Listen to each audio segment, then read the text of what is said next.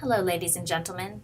This is Megan Dolan, librarian for grades 6 through 12 at Brimmer and May School, here to show you how to find sources and create citations for your Renaissance project. We're going to do this the easiest way possible so that you do not end up like that sad gator who visited the library last week. In this video, I'm going to show you how to use Encyclopedia Britannica Middle School Edition, how to find reliable web sources, and how to cite your sources using EasyBib. To begin, we will first need to find the library page, and this is where you always will need to start out your research every time. Unfortunately, you cannot bookmark sites from the library page and go back to them. You will run into problems. So every time you're going to research, go find the library page again. First start under Academics. Then select Middle School. Then select Library, and we will scroll down on the Middle School Library page to look at two resources today: EasyBib School Edition and Britannica Middle School Edition. Going into Britannica, I'm going to do a search for Gutenberg. As you can see, I type in his name and Britannica autofills it for me. All you need to do is select it. Here's the article on Gutenberg. This is a basic encyclopedia article. It will give you a nice overview about who he was and why he was important and what he did. I want to point out the tab here where it says Related, and I want to point out the little box with a check mark because we will be going back to those soon. Under the Related tab, you can see a link to the web's best sites. Click on that. Here is a list. It's only one website long, but it is a website that Britannica picked out specifically for its quality, its reliability, and its age appropriateness for your age group. As you can see, it comes from MIT, and if we go to that website, we will see a nice archive that they've put online where they cover various inventors and they feature them. So they have an Inventor of the Week, and this one is on Gutenberg. And as you can see, they've got the title at the top, and they have an awesome picture of him with his great beard there, and a lot of good information about why he was important.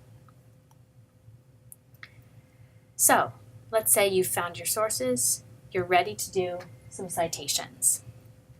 The good thing is that I've got a great new tool for you that's going to help you do citations in the easiest way possible. It's called EasyBib, and it will format citations for you, although you do need to still double check to make sure that they're accurate. We are going to look at creating citations for a Britannica article, a website, and a book. First, you will need to set up EasyBib accounts. Go to the Middle School Library page, click on EasyBib School Edition. Setting up an account is easy. All you have to do is fill out the information here in these 5 boxes. Once you already have an account, when you go back in, you can click on the top right corner where it says Login. I already have an account, so I will click there, put in my email and username and my password. EasyBib takes you to a landing page. From there, you can go back into a bibliography you've been working on, or you can start a new project. For this one, we can start a new project. Click the green New Project button. Give it a name, and pick a style.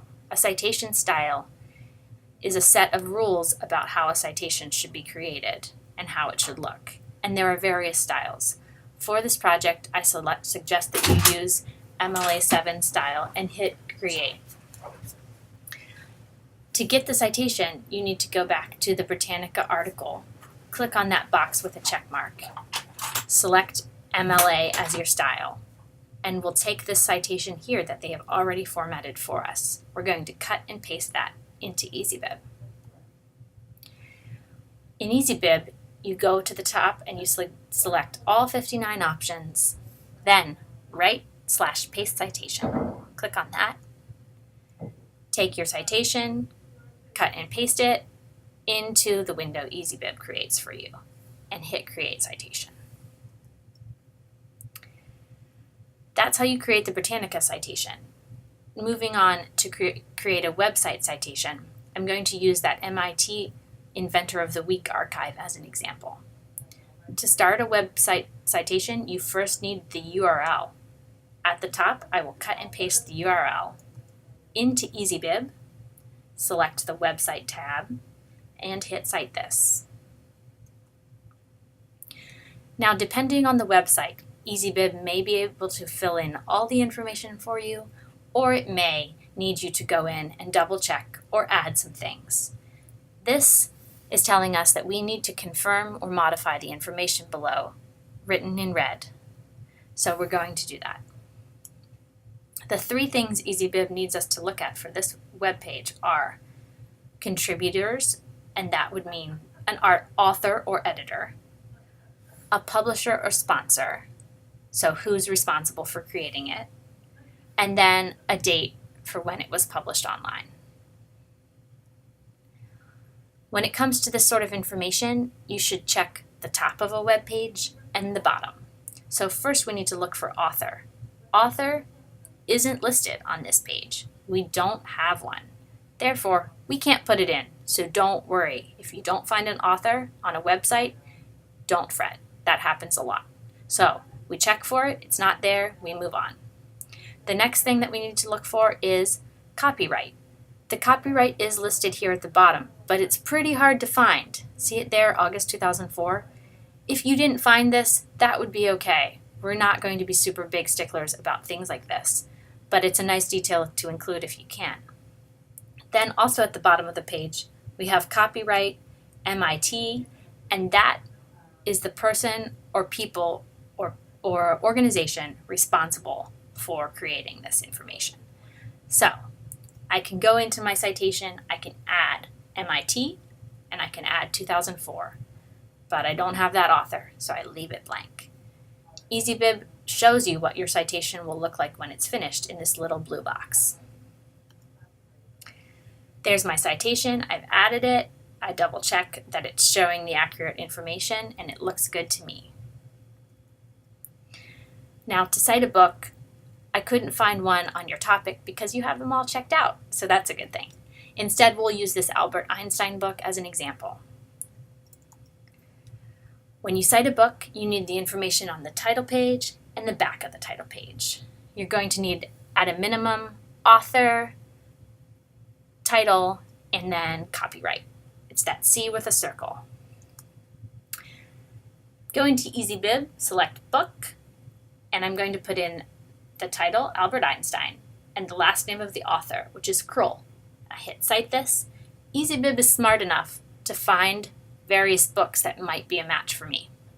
As you can see, the first one listed there is the book I want to cite, so I select it.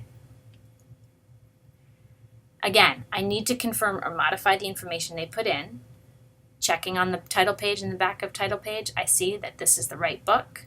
The information looks good. I can create my citation.